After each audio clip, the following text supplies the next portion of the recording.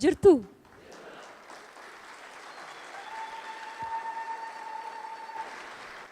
Jecha Hacaaluu Hundeessaati. Abbootiin haadholiin keessummoonni uummanni biyya keessaa fi biyya alaa hiriyoonni Hacee biyya keessaa fi biyya alaa qeerroo fi qarree daa'imman dorgomtoonni badhaasa Hacee waggaa lammaffaa irratti kan bidiruu fi odaa nuuf ta'ee abbaa warraa koo abbaa ijoollee koo goota jaalalaa amanamaa qulqulluu abbaa dhugaa fakkeessuu fi fakkaachuu hin dandeenyeen goota ija barbadaa Hacaaluu Hundeessaatiin baga guyyaa kana geenye baga nagaan dhuftaniin jedha.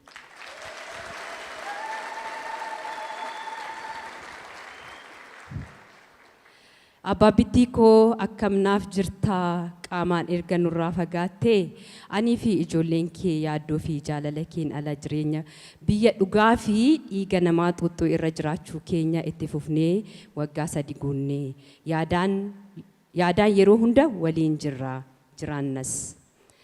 Gaaffii ijoollee keef deebii dhabuus bakka ati deemte akka hin deebine amma humni isaanii hubatanis amanuu garuu hin dandeenye hin dhuftaa kee eegaa ala ilaalaa wabuu milkuu fi giiftuun yeroo waamtu si awwaachuuf wal jalaa qabu garuu hundi hin jiru Hacee koo nutti abjuu taate yoo jirtu utubaa keenya dabartee karaa fi abdii keenya siinan jiraachaa jira akka warri gantuun yartuun moortuun goomattuun ajjeesne jedhanii yaadanii fi dhugaa kee irra ciisanii ati dabartus isaan caaltu Hacee koo nuti akka jiraatutti jirra nuti akka jirrutti jirra ati yoo akkamitti jirta akka arjooma waaqaatti har'a geenyeerra. Hacee koo erga ati nu dhiistee godaantee wanta baay'ee taaneer ta'as jirra abbaa carraati waan kana hin argineef jechuudhaafani. Garuu waan hunda dubbattee fi raagdeetu deemte natu si hubachuu fi si eeggachuu dide malee Hacee koo kan si nyaatee si nyaachisees fira haa ta'u diina osoo hin beekiin amma yoonaa omaa hin dhageenye waan biyya keenya atuu silaa beekta dubbiin irra dibaadha. Mee natti himi Hacee koo kan osoo jiraachuuf jettu narraa gargar si baasanii maalumaan si tuqanii waggaa 3 guutuu dhugaa kees hin barree gumaa kees hin baasne eenyu akkasii nyaatee nama natti himuun dhabe dhiifama Hacee koo nan dogongore firri dhaabbataa fi diina hin qabu naan jedhaniiru jettee taatu.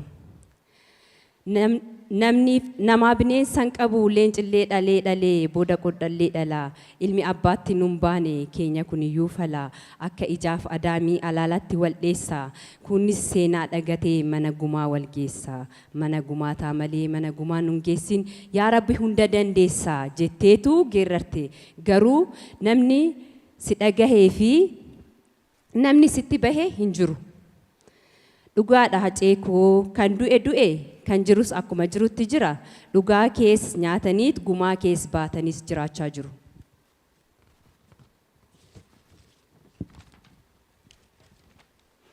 Hacee koo ati jettee jaalalli kan barbaachisu jaalalaan kan mo'amuuf qofa Waaqayyo iyyuu obsee nama cubbamaa ni adaba ajjeestoonni murtii dhiyaachuu qabu jettee ayii ajaa'iba.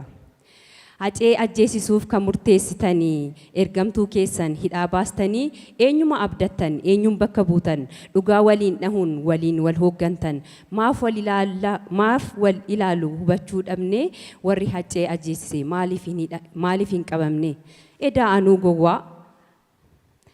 anuu gowwaa kanan kana yaadu eenyuun adda baasu hunduu waliif yaadu kan na ajaa'ibu kan na dinqu ajjeesaaf ajjeesisaan harka dhiigaan wal dhiqu.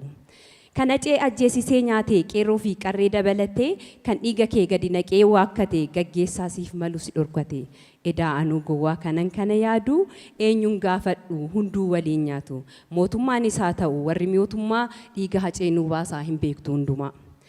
Ammas gara fuulduraas Waaqaa gaditti dhugaan kee warra si ajjeesee fi mucayyoo si bira turte bira akkasumas namoota hedduu bira jira. eenyumtuu anaaf qulqulluu miti ani qulqulluudha kan jedhu yeroo darbes dubbadheera dhugaa abbaa warraa koo dhugaa fi jiraatee dhugaaf darbee goota ija barbadaa darbeerre jiraatee sin caalu darbeerre sin caalu akka dhugaa isaanuu baastan ammas sinin gaafadha.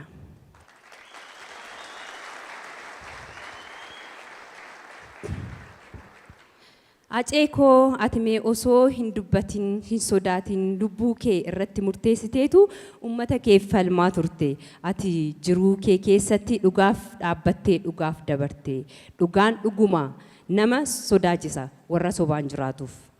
Aceekoo dhiirummaa gootummaa dhugaa ummataaf falmuun namummaan waan hunda fudhattee deemte maaliif akkan si gaafadhu sittan hima. Warri jiraa keetti si sodaatanii erga dabartee siin dhaadachaa jirani kaan umurii aangoo isaanii ittiin dheereffachuuf kaan immoo akka giriin kaarditti sitti fayyadamaa jiru kan gaafii natti ta'u dhugaa acee ukkaamsitanii irra ciisuun caala nama Hacaaluu ajjeese nan beeka jedhanii miidiyaa irratti odeessuun yakkamaa dhoksuun yakka akka ta'e osoo beektanii callisuun hundi keessan akka acee ajjeesistan nuuf mirkaneessitaniitu hirkisaan dallaa hin ta'u.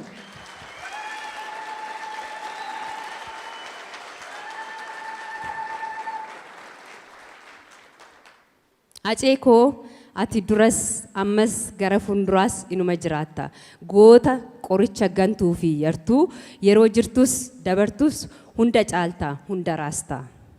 Mee gaafii tokkoon isin gaafadha. Warri as jirtan tamsaasa kallattiin nu hordoftan hundi keessan Hacee sammuu keessan keessatti sirriitti yaada. Haceen isin fuuldura taa'ee ija keessan keessa ilaalaa tapha isaa mi'aa sanaan isin taphachiisaa kolfa isaa miidhagaa sanaan isinitti kolfaa asii fi achi garmaamaa. Gara laafummaa isaatiin imimmaan harcaasaa maaliif warri dhugaa koo beektan callistanii isiniin jechaa jira. Isin maal jettuun?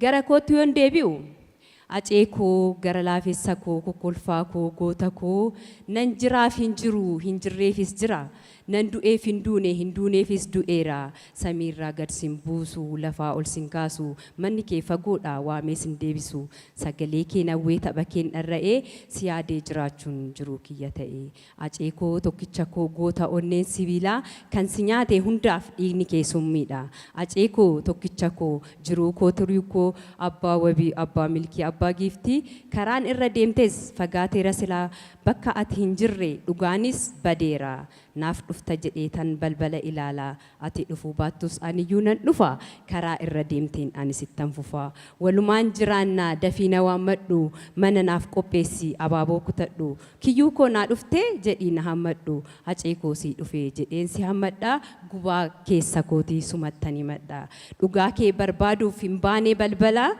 dadhabduudha ani naaf malikaa malaa onnee akka keetii hin qabu gonkumaa.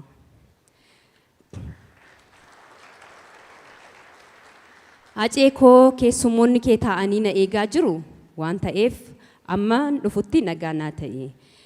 Haceen yeroo lubbuun jiru hojii hojjechaa ture itti fufsiisuuf faawundeeshinii Hacaaluu Hundeessaa waggaa har'aa tokko jedhee badhaasa Hacaaluu Hundeessaatiin kan jalqabe yoo ta'u waggaa kana keessatti godina Booranaa uummata sababa hongeetiin rakkateef aanaa mi'oo ganda bokkuu luggumaa fi aanaa dubluqitti dhiyeessii dhugaatii bishaan qulqulluu qarshii miliyoona 28 oliin hojjechiisee eebbisiisuun isaa ni beekama.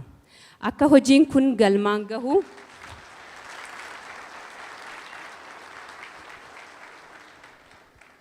Akka hojiin kun galmaan gahuuf kan gargaarsa nuuf gootan namoonni biyya keessaa fi biyya alaa hundi keessan maqaa abbaa warraa koo Hacaaluu Hundeessaatiin galatoomaa jechuun barbaadu. Haftee Acee itti fufsiisuuf faawundeeshinii Hacaaluu Hundeessaa karoora gurguddaa of harkaa qaba. Karoora kana galmaan gahuuf isinis yeroo tokko qofaa 7855 irratti okkee jechuudhaan guyyaa guyyaan qarshii tokko gumaachuun dirqama lammummaa keessanii akka baatan abdii guddaan isinirraa qaba. Isinoo maal jettu?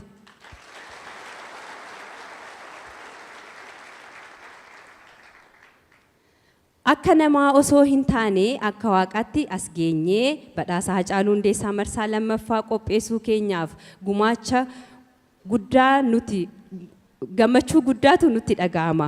Warri dorgommii kana irratti hirmaattan injifattan baga gammaddan baga nagaan dhuftan jechuun barbaada.